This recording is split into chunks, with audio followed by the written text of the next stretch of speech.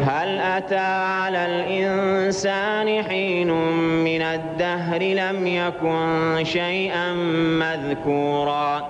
إنا خلقنا الإنسان من نطفة أمشاج نبتليه فجعلناه سميعا بصيرا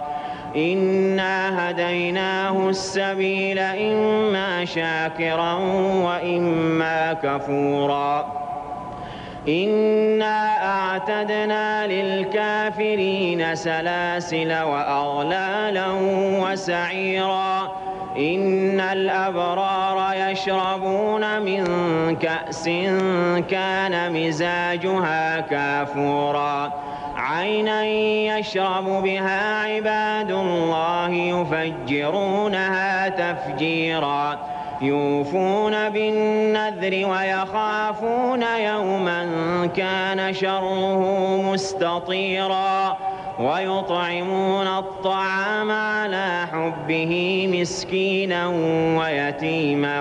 وأسيرا إنما نطعمكم لوجه الله لا نريد منكم جزاء ولا شكورا إنا نخاف من ربنا يوما عبوسا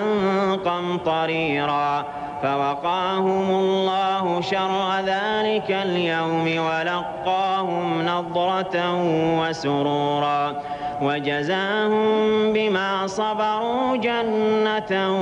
وحريرا متكئين فيها على الأرائك لا يرون فيها شمسا ولا زمهريرا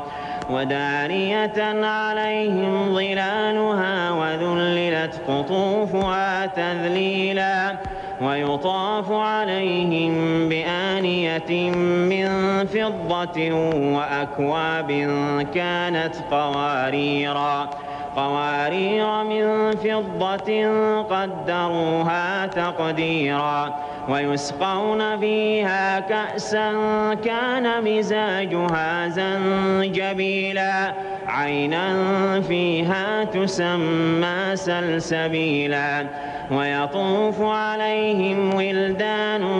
مخلدون إذا رأيتهم حسبتهم لؤلؤا منثورا وإذا رأيت ثم رأيت نعيما وملكا كبيرا عاليهم ثياب سندس خضر واستبرق وحلوا أساور من فضة وسقاهم ربهم شرابا طهورا إن هذا كان لكم جزاء وكان سعيكم مشكورا